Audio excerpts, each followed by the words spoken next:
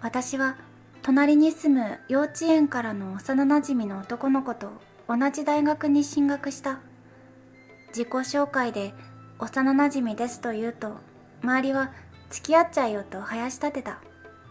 けれどその時は私は彼と付き合うことはなかった。大学生になって初めて彼氏ができた。相手は社会人の男性だった。大人っぽくて、デートはいつも彼の仕事終わり。スーツのまま駅に迎えに来てくれる彼はかっこよく見えた。年は一回り以上離れていたけれど、好きだったから年齢なんて関係なかった。彼はうちに遊びに行きたいと言っても、散らかってるからとはぐらかされて、毎度外デートばかりだった。デート終わりは夜遅くに帰宅するようになった。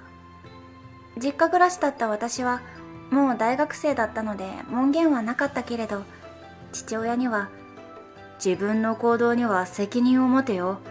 それで彼氏と付き合うならいい。帰ってくる時間も文句は言わん。と言われていた。大学2年生20歳の時、彼との子を妊娠した。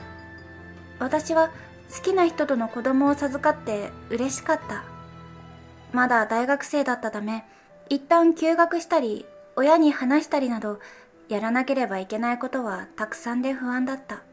でも、きっと彼なら喜んでくれるし、助けてくれるだろう。そう思って妊娠報告をした私は、彼にとんでもないことを言われた。俺実はさ、結婚してるんだ。本気で好きだったのは、私だけだった。結婚している彼にとって、私はただの遊びだったのだ。もうこれからは会えない。子供は君の好きにしてくれ。一方的に言われて、私は絶望した。子供を育てていける目処はなかったけれど、お腹の中の子に罪はない。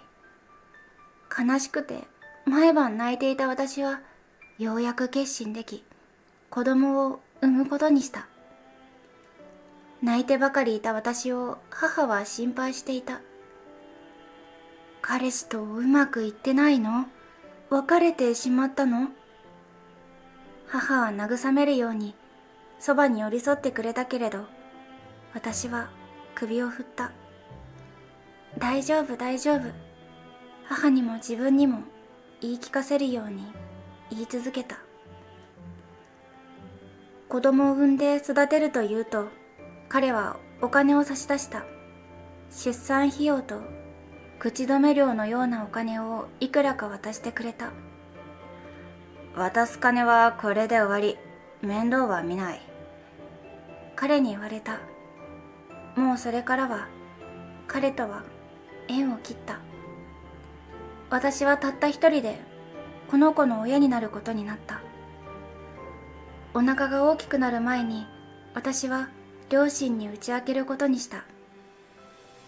夕食を食べ終わった時、テレビを見ようと立ち上がった父を呼び止めた。皿を洗い終えた母にももう一度リビングの椅子に座ってもらって、私は自分が妊娠していることを話した。彼氏とはもう別れたの。父親はいないけど出産する。育てるのに稼がなくちゃいけないから、学校は中退しようと思ってるの。ごめんなさい。母ははっと息を飲んでいた。隣に座る父は顔を真っ赤にして怒った。きちんと責任も取れないうちから、そんなバカなことをしてるんじゃない。父親に怒鳴られて体が震えた。怖かった。でも私は産みたい。何のあてもないのに育てると言い張る私を父は感動した。明日の朝にはこの家から出て行け。父の怒鳴り声は隣に住む幼なじみの家にまで聞こえていた。心配した幼なじみが私に連絡をくれた。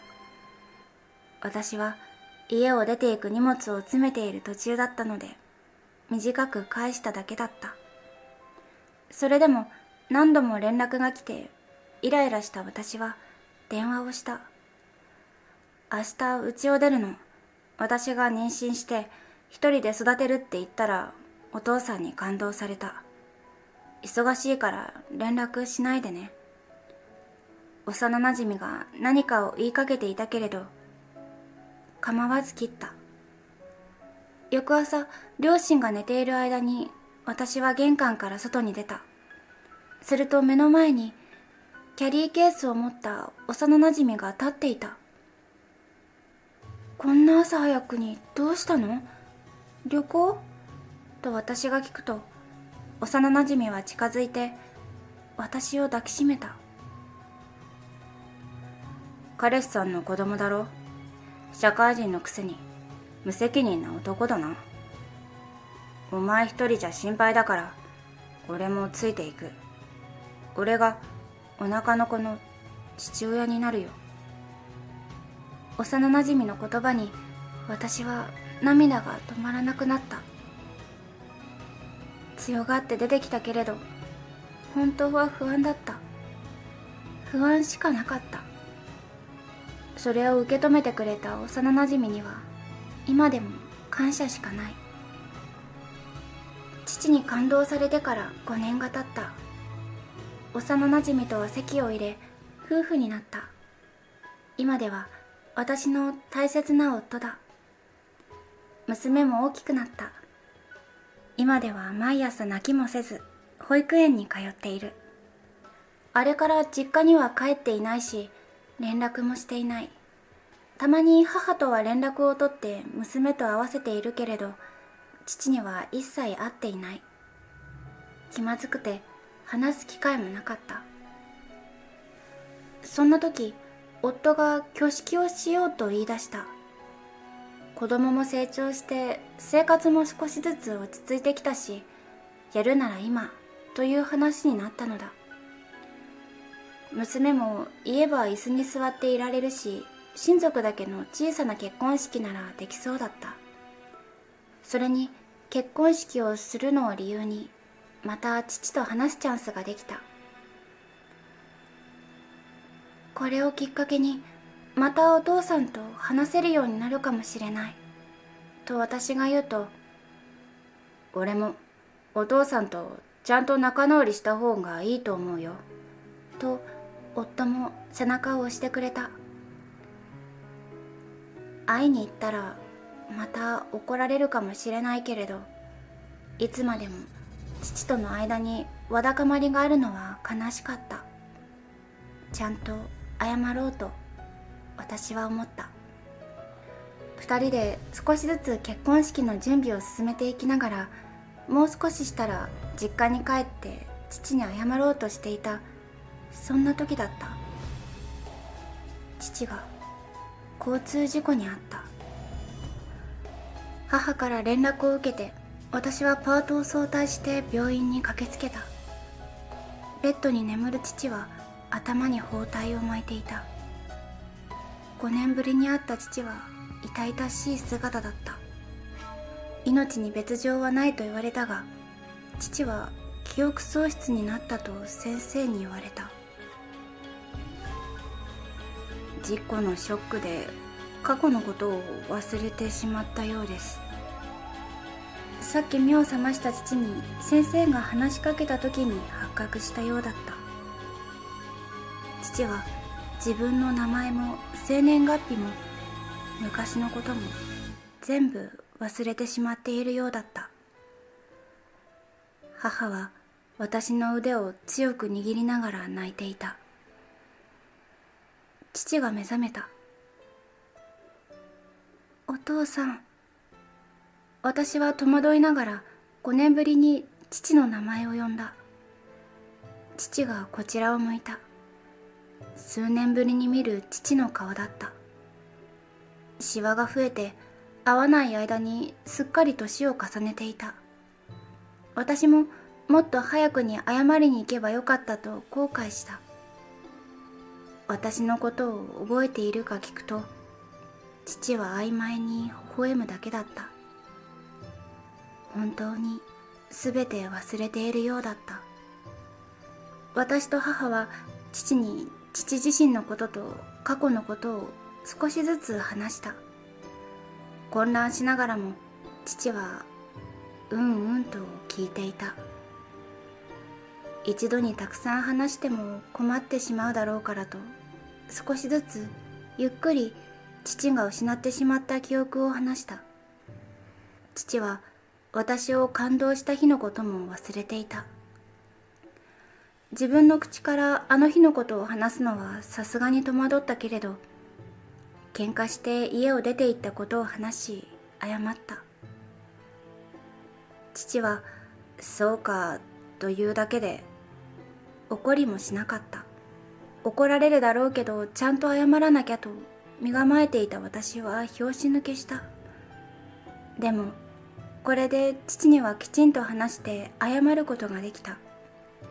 私は5年間くすぶっていた思いが晴れて心がすっきりした。それからは入院中の父の世話をしながら普通に話せるようになっていった。お見舞いに行くとたまに父が厳しい顔で私を見ることがあった。また忘れちゃったのかなと思って話すと、ああ大丈夫、忘れてないよというので、あまり気にせず父のそばにいた。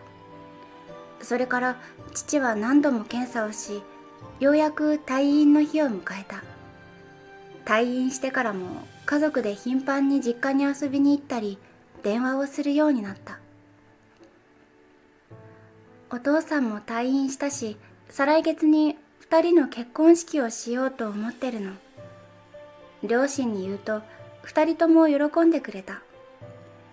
結婚式の流れやたわいもないこと、両親と話せなかった5年間の空白を埋めるように、私は何度も両親に会いに行った。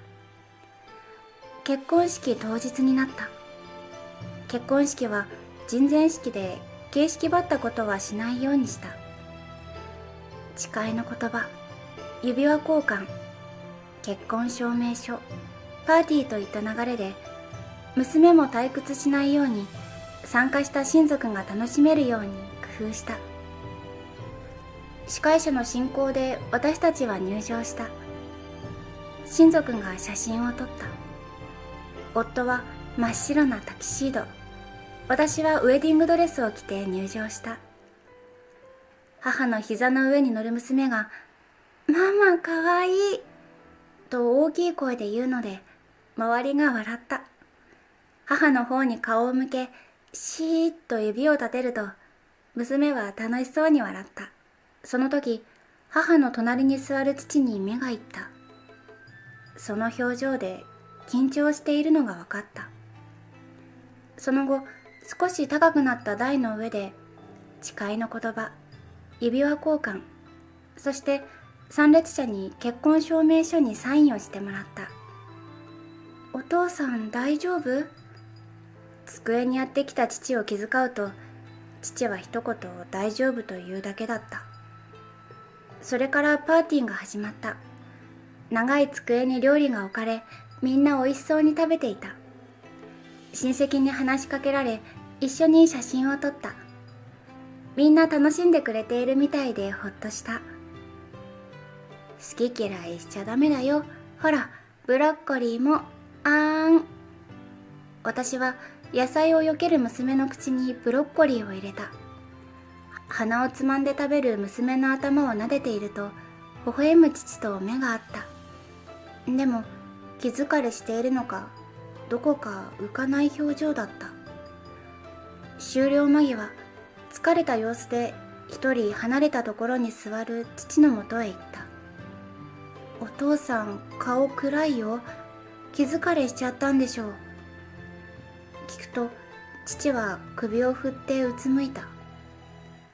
体でも痛むのかなと心配して背中をさすると、父が息を吐いて衝撃的なことを言った。実は父さん、記憶は戻ってるんだ。え？さする手が止まってしまった。心臓がバクバクした。うつむく父の表情はよくわからなかった。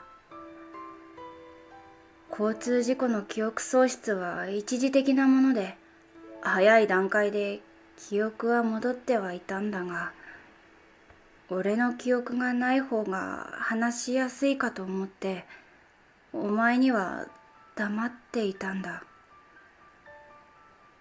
父の発言に私は言葉を失った。言われてみれば、入院中厳しい顔で父が私を見ている時があった。あの時にはもう記憶は戻っていたのかもしれない。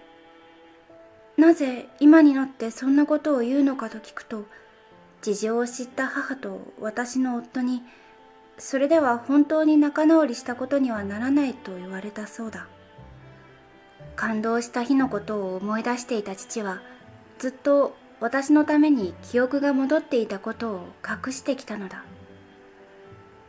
申し訳ないことをしたと私は泣きそうになった。父がゆっくり顔を上げた。泣きそうな顔だった。その顔を見て、私は我慢していた涙が溢れてきそうだった。父があの日、私を叱ったのは、責任も取れないのに子供を授かってしまったことが理由だった。